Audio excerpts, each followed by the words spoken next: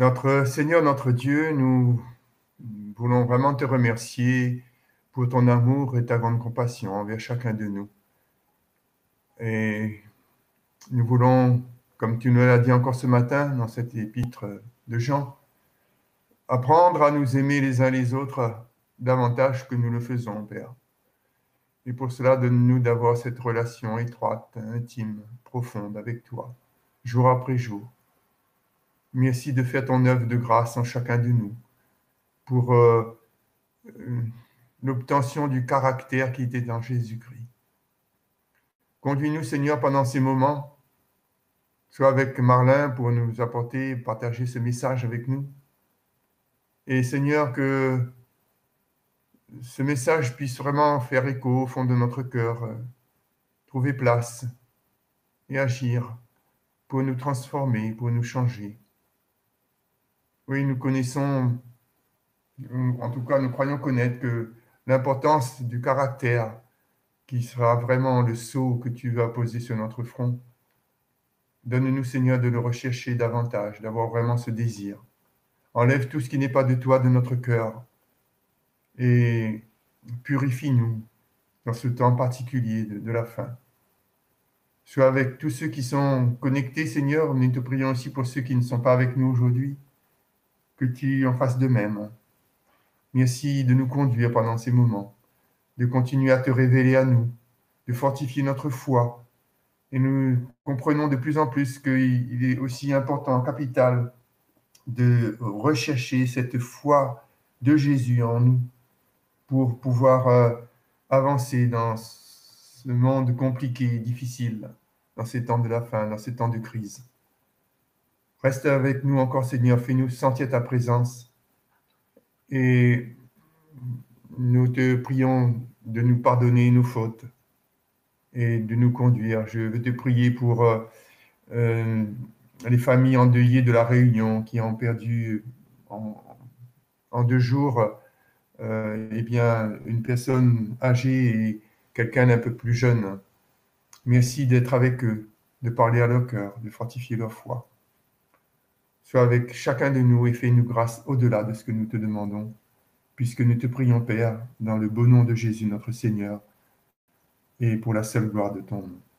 Amen. Amen. Amen.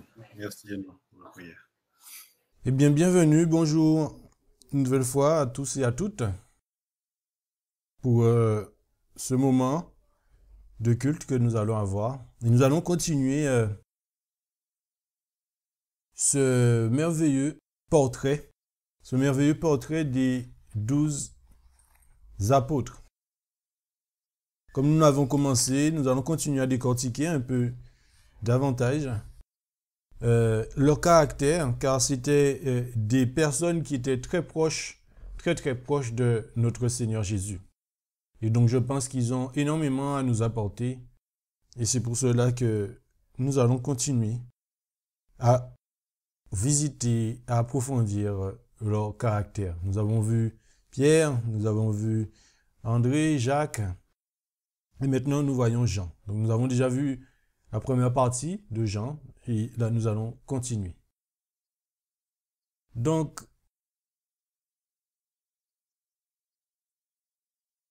je vais commencer avec ce texte que nous trouvons dans Jésus-Christ, page 281. Jésus-Christ à la page 281, paragraphe 1. Il nous est dit, « Le Sauveur les aimait tous, mais Jean avait une âme plus réceptive.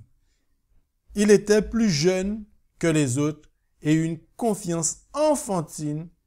Il y a ouvert son cœur à Jésus. » Voilà ce petit mot enfantine dont je voulais vous parler lors de l'école du sabbat. Ce mot si important.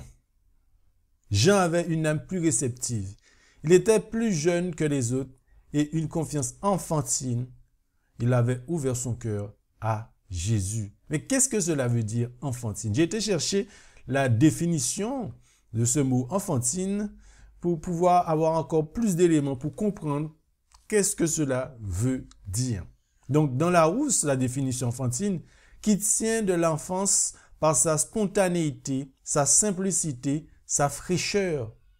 Grâce enfantine, qui est très simple, très élémentaire, qui ne convient qu'à un enfant qui est du niveau intellectuel d'un enfant puéril, raisonnement enfantin. Donc on peut imaginer que Jean avait cette spontanéité, cette simplicité, cette fraîcheur en lui qui lui permettait, comme on vient de le voir, d'avoir une âme réceptive. Et ma question serait, nous, avons-nous une âme réceptive? Avons-nous une confiance enfantine? Voilà la grande question. Et on poursuit dans le livre Éducation, page 98, paragraphe 2. Plein d'adoration, il contemplait le Sauveur au point que son seul désir était de ressembler au Christ et de communier avec lui, et que son caractère reflétait celui du Maître. Alors, quel était le mobile?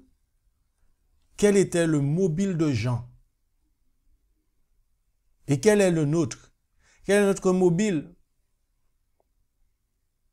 Il contemplait le Sauveur au point que son seul désir, les amis, était de ressembler au Christ et de communier avec lui. Voilà son mobile à Jean. Ressembler au Christ, communier avec lui, et que son caractère reflétait celui du Maître. Voyez-vous? Waouh, waouh et waouh. C'était ça, son mobile. Est-ce que c'est ça, notre mobile? Est-ce que c'est notre seul désir? Et de ressembler au Christ et de communier avec lui? Est-ce que nous aspirons à ce que notre caractère reflète celui du Maître?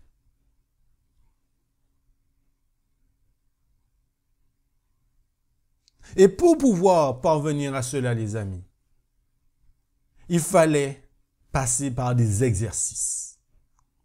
Et Jean a dû passer par des exercices comme nous aussi, nous devons passer par des exercices.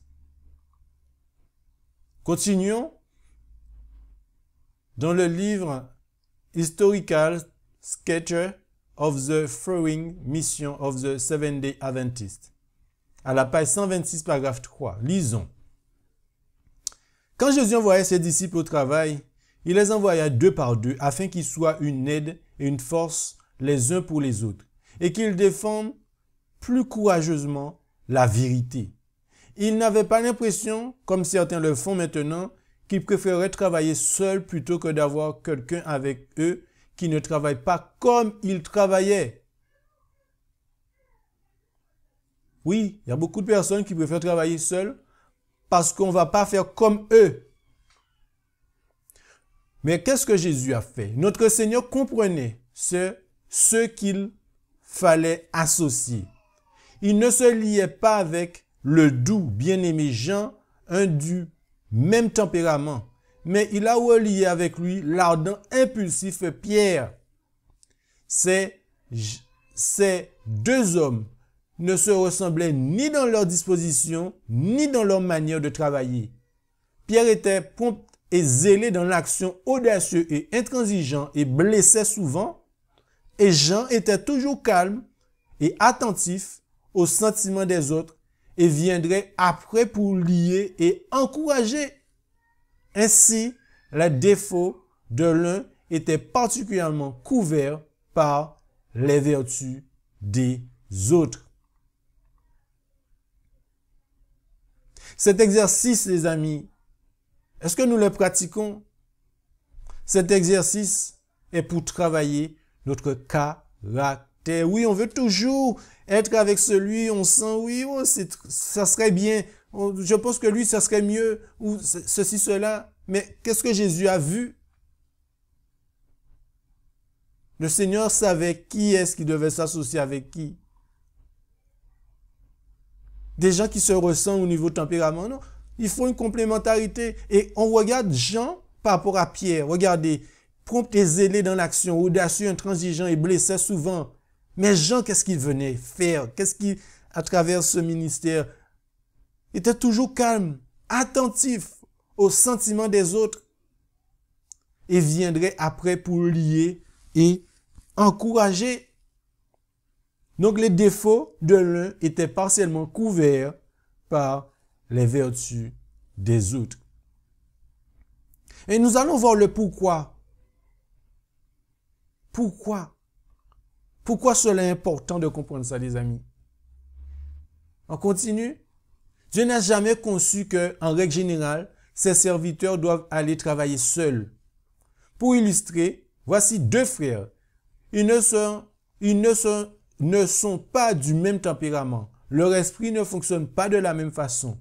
L'un risque d'en faire trop, l'autre ne porte pas les fardeaux qu'il devrait. S'ils sont associés ensemble, ceux-ci pourraient avoir une influence déterminante l'un sur l'autre, de sorte que les extrêmes de leur caractère ne ressortiraient pas si proéminents dans leurs travaux. Voilà le pourquoi. Pour que les extrêmes de notre caractère ne ressortent pas lorsque nous travaillons dans la vigne du Seigneur. Voilà cet exercice que le Seigneur a permis à Jean et à tous les autres de vivre. Le hasard n'existe pas. Pourquoi 2 par 2? Pourquoi pas 3 par 3 ou 5 par 5? On voit que cet exercice est hyper important. On voit que cela est hyper important. Et il y a encore d'autres exercices qu'ils ont dû vivre. Puisque eux, ils étaient 2 par 2. Qu'est-ce qu'ils faisaient? L'un amenait un équilibre vis-à-vis de l'autre. Oui. Mais qui est? Voilà la grande question qui a pu se poser parmi eux. Qui est le plus grand d'entre eux? Qui était le plus grand entre Jean et Pierre, par exemple? Vous connaissez cette histoire? Qui cherchait à être le plus grand. Ça encore, c'était une situation que le Seigneur souhaitait qu'ils vivent afin de comprendre certaines choses. Jésus-Christ, page 543, paragraphes 1 et 2. Un peu de contexte. Les autres 10 disciples furent mécontents en apprenant la démarche de Jacques et de Jean. Chacun d'eux souhaitait pour lui-même la première place dans le royaume et de penser que les 2 disciples semblaient avoir obtenu un avantage les mettait en colère. La dispute pour savoir lequel serait le plus grand était sur le point de se rallumer quand Jésus les appela et dit aux disciples indignés, « Vous savez que ceux qu'on regarde comme les chefs des nations les tyrannisent et que les grands abusent de leur pouvoir sur elles. » Et qu'est-ce que Jésus dit? Il n'en est pas de même parmi vous. Il n'en est pas de même parmi vous. Cela ne doit pas être de même parmi nous. Non. On ne doit pas chercher. Pourquoi? Pourquoi? On continue. Elle nous dit ensuite, à un moment donné, Jean s'est disputé avec plusieurs de ses frères pour savoir lequel d'entre eux devait être considéré comme le plus grand. Et voilà la réponse.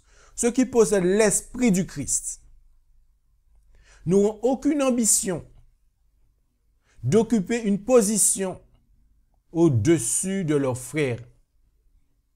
Ce sont ceux qui sont petits à leurs propres yeux qui seront considérés comme grands aux yeux de Dieu.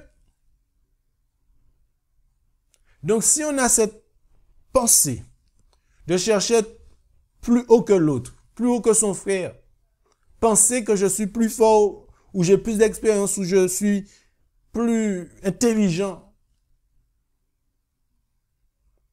c'est qu'on ne possède pas l'esprit du Christ.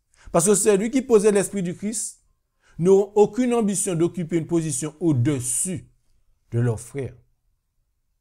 Au contraire, ce sont ceux qui sont petits à leurs propres yeux qui seront considérés comme grands aux yeux de Dieu.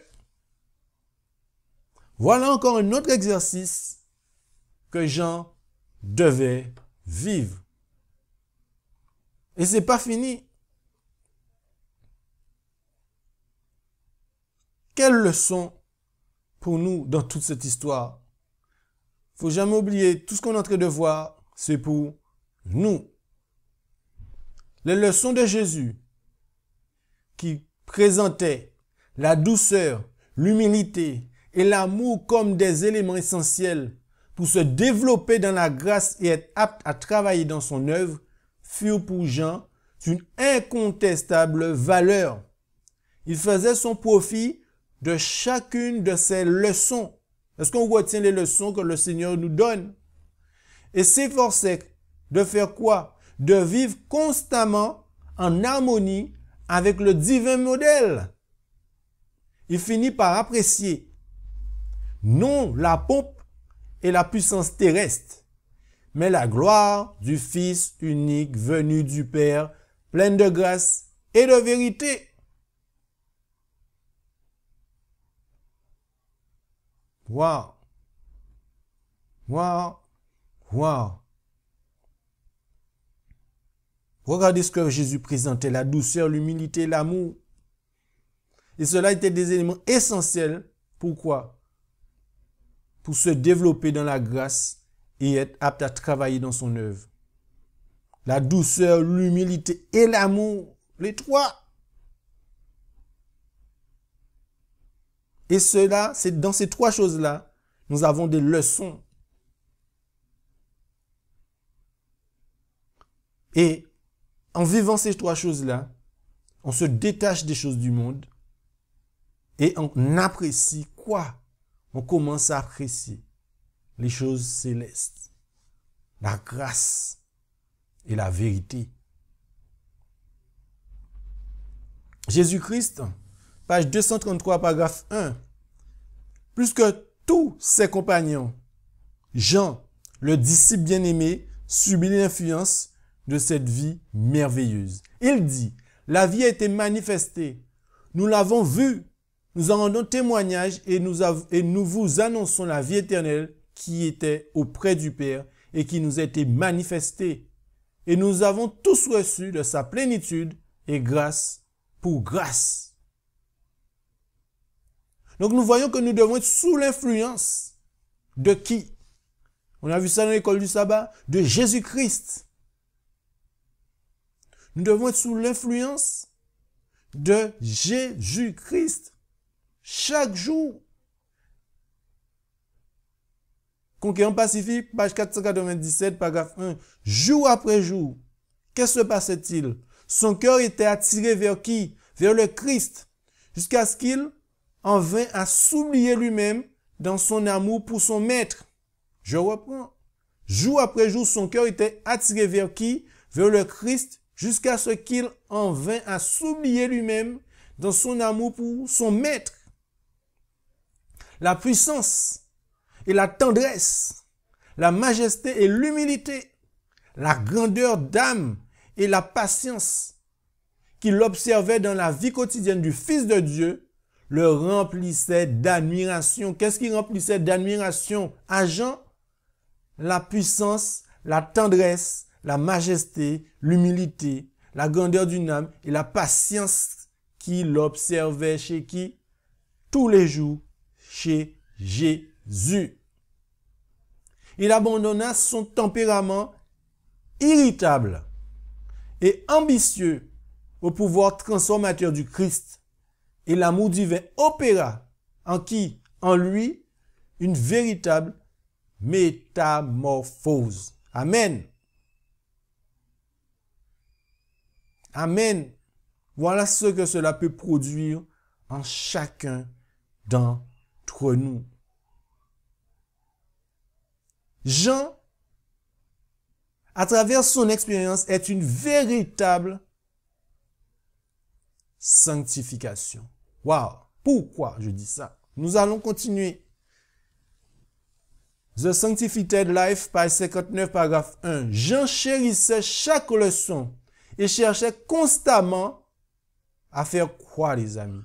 À mettre sa vie en harmonie avec le modèle divin.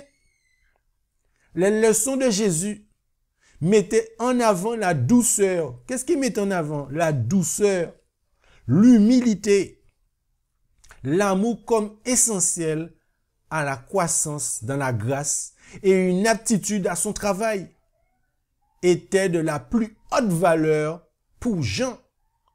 Ces leçons nous sont adressées en tant qu'individus et en tant que frères dans l'Église, ainsi qu'aux premiers disciples du Christ. Hein? Regardez quelles sont les leçons que Jean tirait. Il tirait de quoi de Jésus? La douceur, l'humilité, l'amour. Et cela lui a permis de faire quoi? De croître dans la grâce et dans l'aptitude pour travailler dans la vigne du Seigneur. Parmi ses frères dans l'Église, comme nous, aujourd'hui, nous devons faire de même.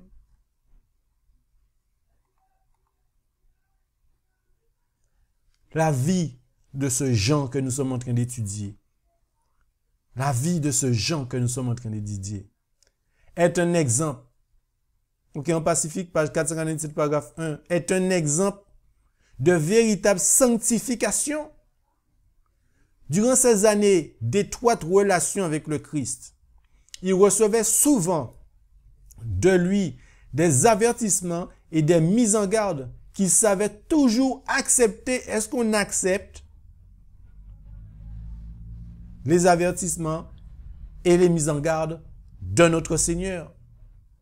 À mesure que le caractère du Sauveur se développait à ses regards, il avait conscience que ses propres lacunes et il en était humilié. Est-ce que nous nous humilions? Est-ce que nous avons connaissance et nous prenons en considération nos lacunes?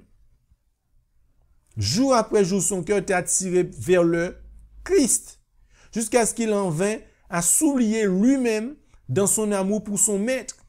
La puissance, la tendresse, la majesté, l'humilité, la grandeur d'âme et la patience qu'il observait dans la vie quotidienne du Fils de Dieu le remplissaient d'admiration. Il abandonna son tempérament irritable et ambitieux au pouvoir transformateur du Christ et l'amour divin opéra en lui une véritable métamorphose.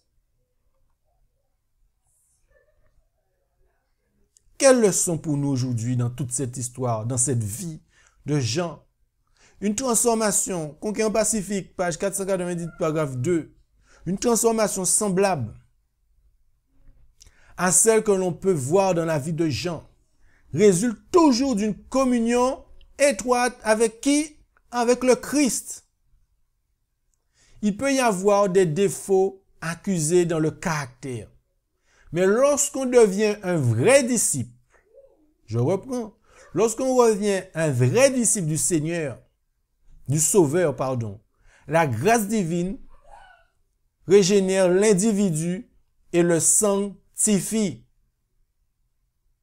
Le chrétien qui contemple, comme dans un miroir, la gloire du Seigneur est transformée de gloire en gloire jusqu'à la ressemblance à celui qui l'adore.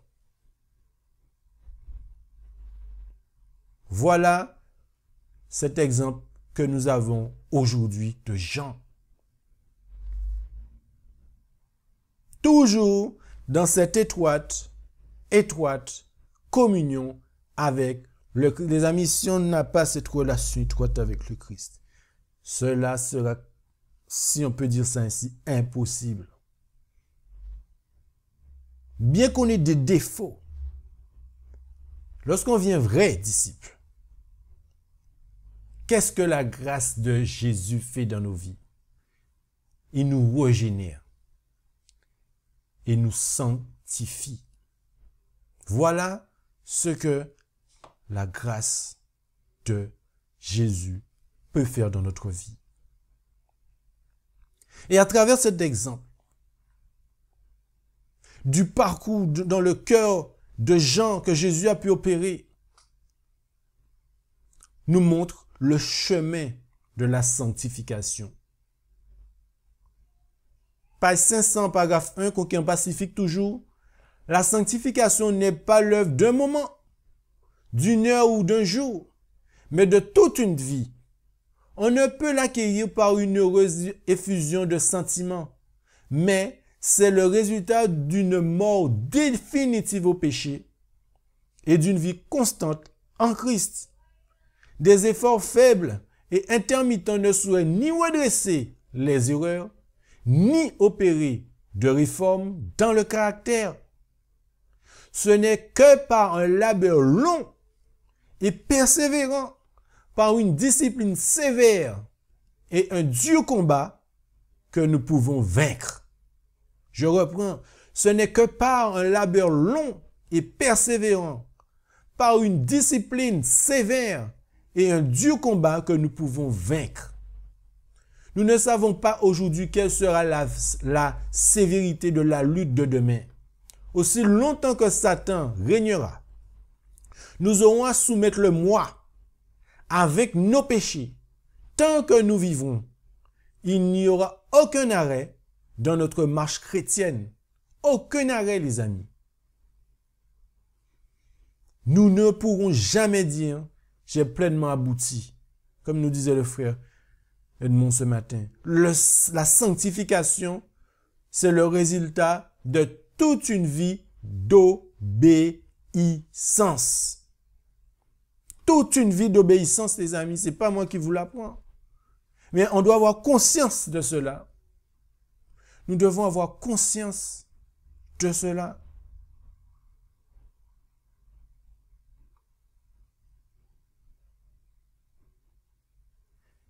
La sanctification, comme on a vu dans la vie de Jean, nous aide à bien travailler. Oui, nous aide à bien travailler. On va voir encore dans la vie de Jean, qu'est-ce qui s'est passé dans son travail. Congrégation Pacifique, par 478, paragraphe 1 et 2. Après l'ascension du Christ, Jean se révéla un serviteur consacré et fidèle. Un serviteur consacré et fidèle à la cause du Maître. Il avait eu la joie d'assister, ainsi que les autres disciples, à l'effusion du Saint-Esprit le jour de la Pentecôte. Avec un zèle et des forces renouvelées, il continue à prêcher aux hommes la parole de vie, tout en s'efforçant de diriger leurs pensées vers l'invisible. Jean dirigeait les pensées de ses auditeurs vers l'invisible. Nous devons diriger les pensées de nos auditeurs vers l'invisible. Jean était comment dans son ministère? Un prédicateur puissant, fervent et profondément sincère. Puissant, fervent et profondément sincère. Doué d'une parole agréable, d'une voix musicale, il relatait les enseignements et les œuvres de Jésus en des termes qui impressionnaient ses auditeurs. Qu'est-ce qui impressionnait ses auditeurs? Quand il parlait agréablement, une voix musicale, et lorsqu'il relatait les enseignements et les œuvres de Jésus. Sa simplicité, la puissance magnifique des vérités qu'il proclamait, l'ardeur qui caractérisait ses prédications, lui permettait de pénétrer dans tous les milieux. Donc, il était un prédicateur puissant, fervent, profondément sincère, doué d'une parole agréable, d'une voix musicale, et il relatait les enseignements et les œuvres de Jésus. Et oui, encore, tous ces exercices lui ont amené à cette sanctification. Et pour passer par là, pour arriver à ce terme, à cette vie, que Jean a eue par la suite, il devait passer par divers exercices. Divers exercices. Et il y a un exercice de plus qu'il devait vivre. C'est lequel? C'est lequel, les amis? Veiller et prier. Veiller et prier.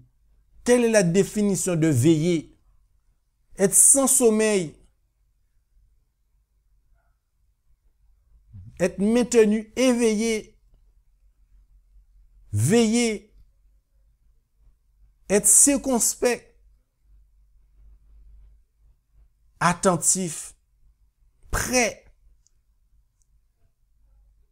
Regardons ce témoignage encore de Jean. Jésus-Christ, page 691, paragraphe 1.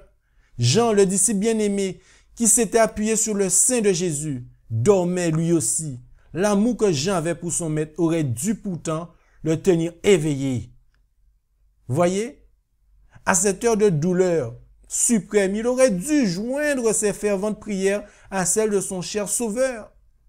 Le Rédempteur avait passé des nuits entières en prière pour que la foi de ses disciples n'eût pas à défaillir.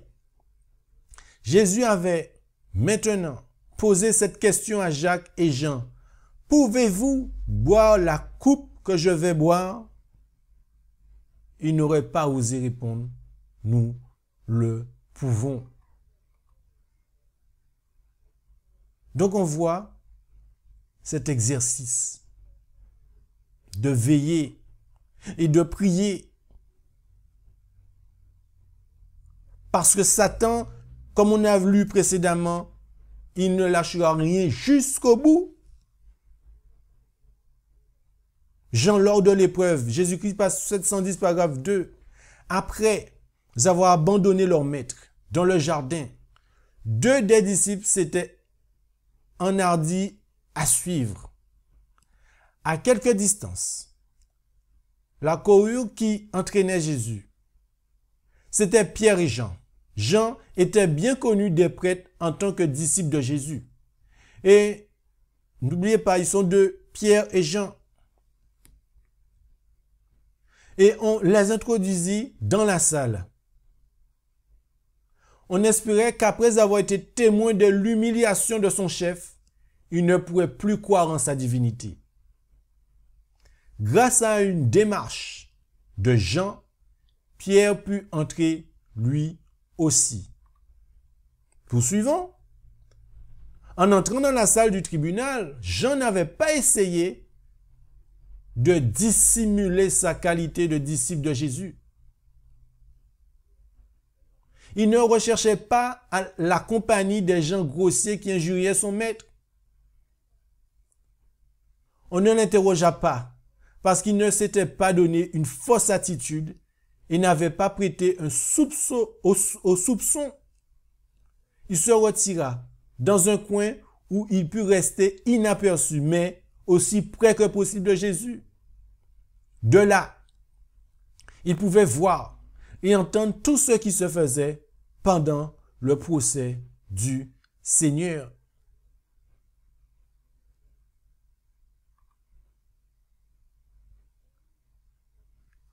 Le contexte, les amis. N'oubliez pas, qu'est-ce qui s'est passé? On revient sur le diapo précédent. Grâce à une démarche de Jean, Pierre put entrer lui aussi. Donc, ils étaient 2. Qu'est-ce que Pierre a fait? Qu'est-ce que Pierre a fait? Cette dame qui les a vu qu'il les a ramenés, elle a posé la question à Pierre. Es-tu avec ce Jésus? Pierre, qu'est-ce qu'il a fait? Il a fait semblant de ne pas comprendre ce qu'elle avait dit. Ils lui ont reposé la question. Et il a répondu, femme, je ne le connais pas. Et là, le coq a chanté 3 fois. Mais Jean, regardez ce Jean, comment il a réagi. Il n'avait pas essayé de dissimuler sa qualité de disciple de Jésus. Est-ce que nous, dans les moments critiques, nous allons essayer de dissimuler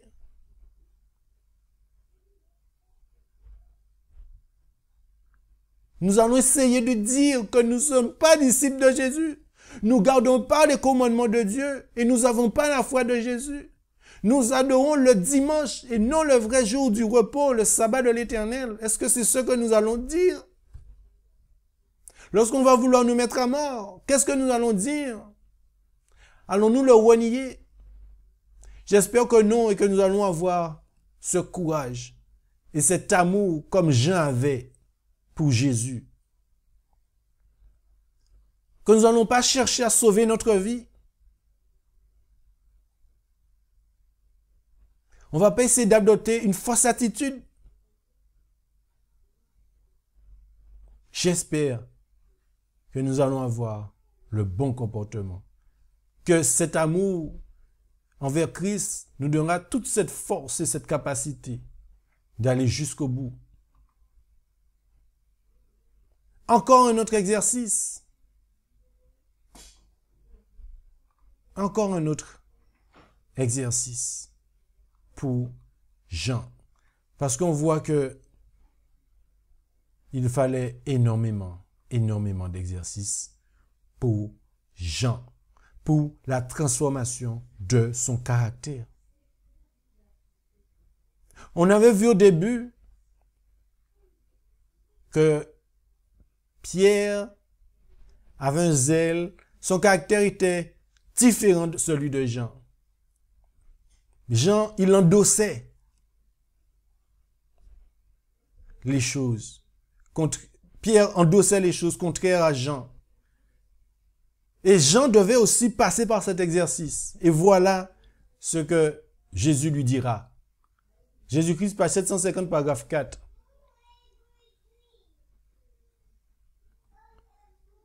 Il y a une porte qui est ouverte. Tandis que ses regards se promenaient sur la foule qui l'entourait, une silhouette attira son attention. Au pied de la croix se tenait sa mère, soutenue par Jean. Elle n'avait pu se résigner à rester éloignée de son fils. Sachant que la fin était proche, Jean l'avait ramené auprès de la croix. Sa dernière heure, le Christ se souvint de sa mère.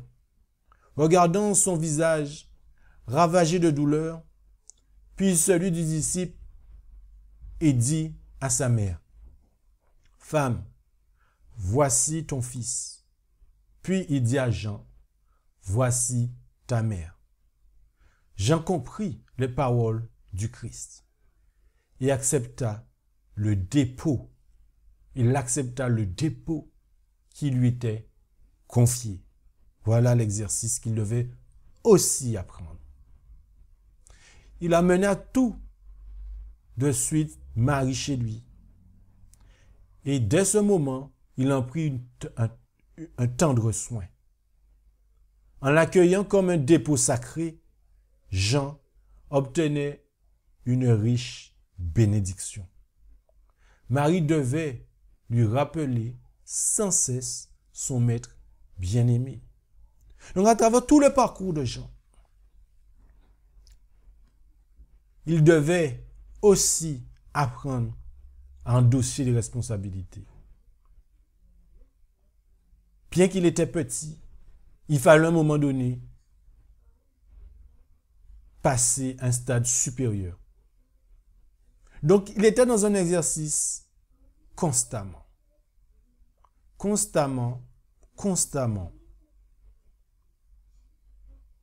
avec son maître. Constamment. Et nous aussi, c'est constamment. Jusqu'au bout. Donc, il devait vivre cet exercice de responsabilité. Et à travers cet exercice, justement, de responsabilité, il avait un thème favori. Pour qui? Pourquoi? Le thème favori. Le thème préféré de Jean était l'amour infini du Christ. Quel était son thème préféré? L'amour infini du Christ. Il a cru en Dieu comme un enfant croit en un père gentil et tendre. Il a compris le caractère et l'œuvre de Jésus. Et quand il a vu ses frères juifs marcher à tâtons sur leur chemin, sans un rayon du soleil de justice pour illuminer leur chemin, il aspirait à leur présenter Christ, la lumière du monde. Donc, l'exercice précédent lui permet maintenant, à ce moment-là, de faire quoi?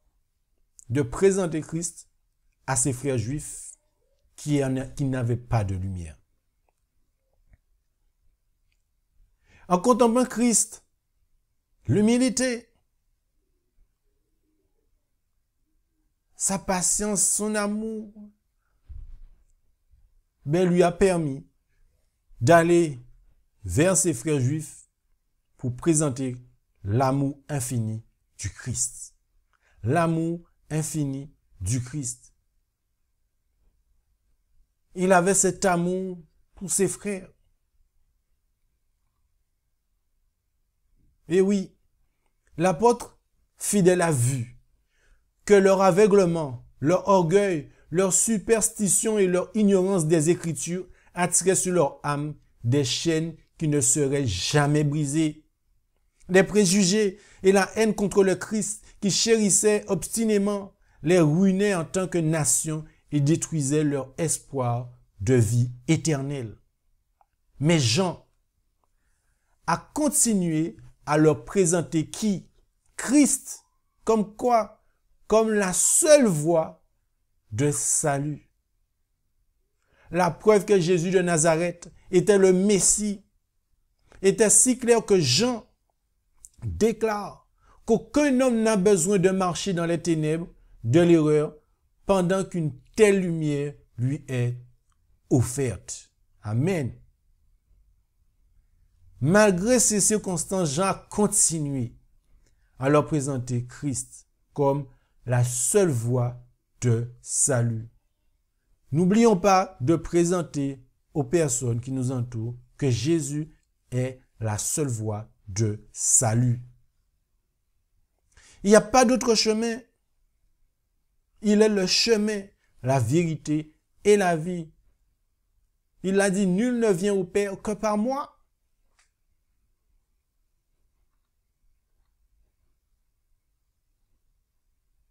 Cet amour qu'il avait, avons-nous aussi ce même amour?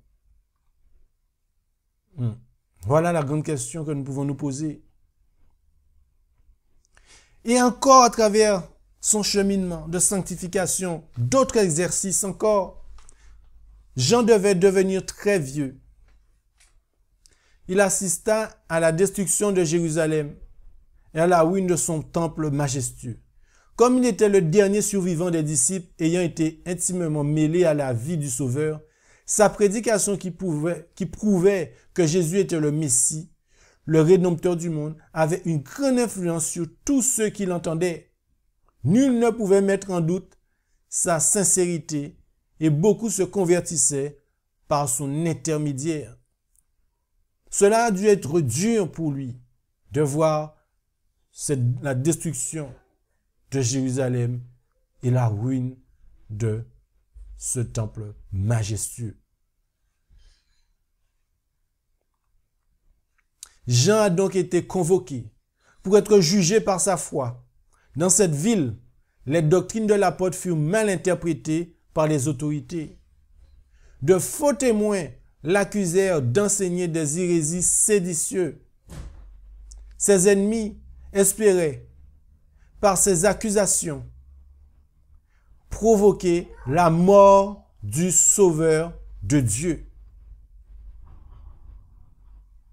Nous aussi, on sera amenés dans ces difficultés à nous accuser que c'est à cause de nous, il y a tous ces tremblements de terre, toutes ces plaies, parce qu'on ne garde pas le dimanche comme jour de repos. On va vouloir nous accuser aussi. Et oui, comment nous allons réagir? Et voilà ce qui lui est arrivé. Voilà la puissance de Jésus-Christ, les amis. L'apôtre fut jeté dans un chaudron d'huile bouillante. Mais, il y a un mais. Mais le Seigneur préserva la vie de son fidèle serviteur, comme il le fit pour les 3 jeunes Hébreux dans la fournaise ardente. Si nous croyons en lui, il fera de même pour nous, les amis. Amen. Par décret de l'empereur, il fut envoyé en exil dans l'île de Patmos, condamné à cause de la parole de Dieu et du témoignage de Jésus. Amen. Nous aussi, peut-être qu'on va nous mettre en prison.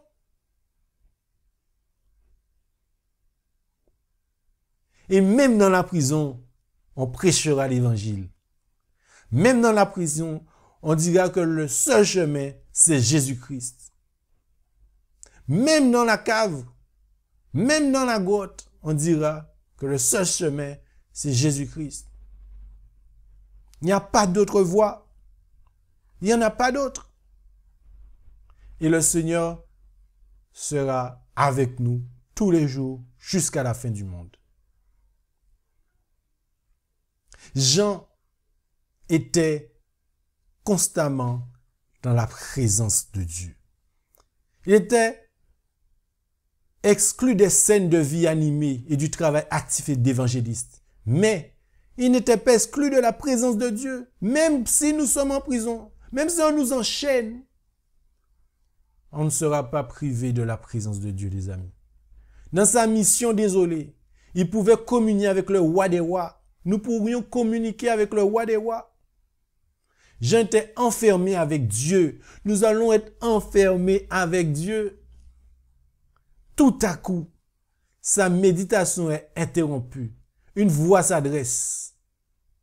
Une voix s'adresse à lui dans des tons distincts et clairs. Il se tourne pour voir d'où la voix procède. Et voici, il voit son Seigneur, qu'il a aimé.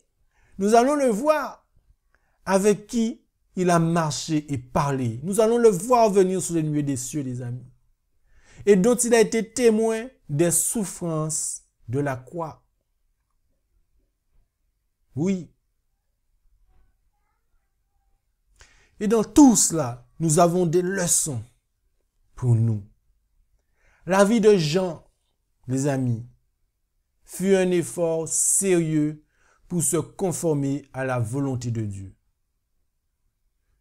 Nous devons faire des efforts, les amis, sérieux pour nous conformer à la volonté de Dieu. L'apôtre a suivi son Sauveur de si près. Nous devons aussi suivre notre Sauveur de très près.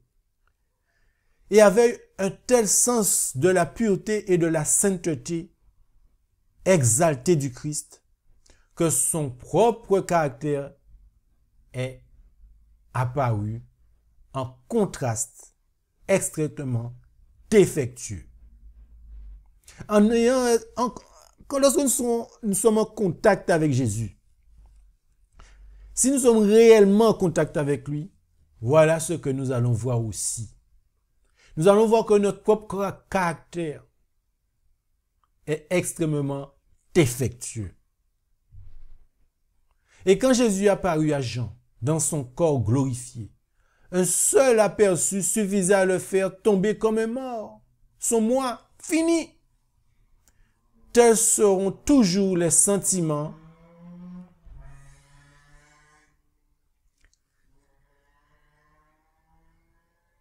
Tels seront toujours les sentiments de ceux qui connaissent le mieux leur Sauveur et Maître. Plus ils contempleront, plus nous allons contempler de près la vie et le caractère de Jésus, plus ils se sentiront profondément pécheurs, plus nous allons nous sentir profondément pécheurs, et moins ils seront disposés à revendiquer, et moins nous serons disposés à revendiquer la sainteté de cœur ou se vanter de leur sanctification. Nous n'allons pas revendiquer notre sainteté de cœur. Nous n'allons pas nous vanter de notre sanctification. Parce que Jésus, en le voyant, on voit ce contraste qui s'opère et nous verrons extrêmement défectueux. Et en regardant Jésus seulement, tout changement s'opérera dans nos vies. Et puis, avant de terminer, ce Jean, cet apôtre, tout ce labeur, tout ce travail qu'il a pu opérer, étant jeune et même dans la vieillesse, l'histoire de Jean offre une illustration frappante de la leçon dont le Seigneur emploie ses serviteurs âgés. Quand l'apôtre fut exilé, nombreux étaient ceux qui pensaient qu'il avait achevé sa carrière. Il n'était plus qu'un vieux roseau brisé, prêt à tomber à la première occasion. Mais Dieu en jugea autrement. Bien que chassé des lieux de son ancienne activité, il ne cessa de rendre témoignage en faveur de la vérité. Même à Patmos, même en prison on nous mettra. Il se fit des amis et amena des âmes à la conversion. Amen. Son message était un message de joie qui proclamait un sauveur ressuscité, un sauveur qui intercédait dans le ciel en faveur de son peuple, jusqu'au moment où il reviendrait et le prendrait avec lui.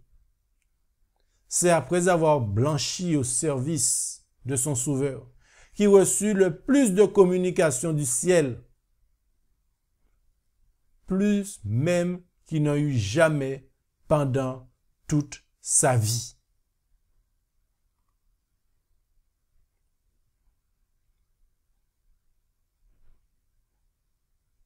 Notre leçon pour aujourd'hui. Les vieux porte-étendards, compris nos pionniers, l'esprit de prophétie, qui vivent encore par leurs écrits, je dirais moi, qui vivent encore ne devraient pas être mis dans des endroits difficiles. Ceux qui ont servi de leur maître quand le travail a été dur, qui ont enduré la pauvreté et sont restés fidèles à la vérité, quand notre nombre était petit, doivent toujours être honorés, respectés. Que le Seigneur bénisse et soutienne nos vieux et éprouvés travailleurs. Qu'il les aide à être sages et sages en ce qui concerne la préservation de leur pouvoir physique, mentaux et spirituels. J'ai été instruit par le Seigneur de dire à ceux qui ont porté leur témoignage dans les premiers jours du message, Dieu vous a doté de la puissance de la raison. Et il désire que vous compreniez et obéissez aux lois qui ont trait à la santé de l'être. Et pour terminer, notre leçon pour aujourd'hui, dans l'expérience de l'apôtre Jean, persécuté, il y a une leçon de force et de réconfort merveilleux pour le chrétien. Dieu n'empêche pas les complots des hommes méchants, mais il fait travailler leur dispositif pour le bien à ceux qui, dans l'épreuve et le conflit, maintiennent leur foi et leur loyauté. Souvent, le prédicateur de l'Évangile poursuit son œuvre au milieu de tempêtes et de persécutions, d'oppositions amères et de reproches injustes. Dans de tels moments, qu'ils se souviennent que l'expérience à acquérir dans la fournaise de l'épreuve et de l'affliction vaut toute la douleur qu'elle coûte. Elle vaut toute la douleur qu'elle coûte. Nous allons souffrir. Jean-Baptiste a souffert. Pierre a souffert. Jean a souffert. Nous allons aussi souffrir.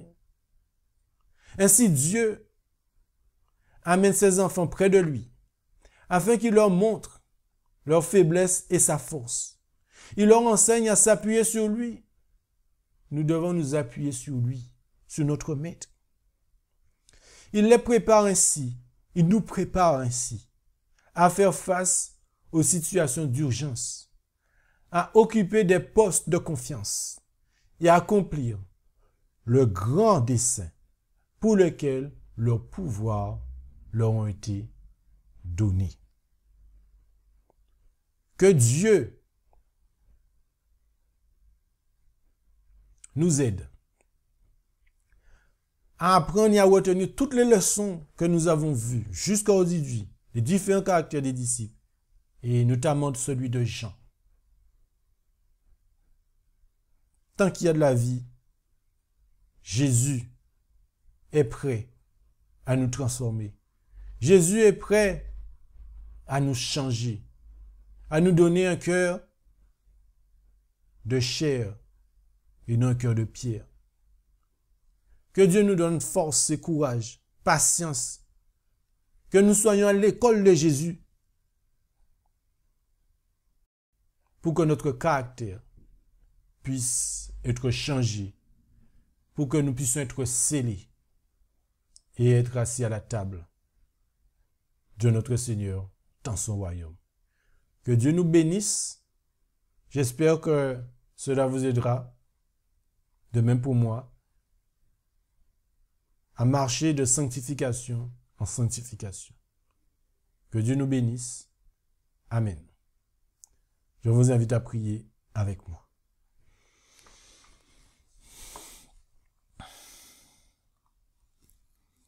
Seigneur Dieu, notre roi, merci de ce privilège de nous avoir permis d'aller en profondeur de toutes ces démarches que tu as pu avoir envers Jean, ton serviteur.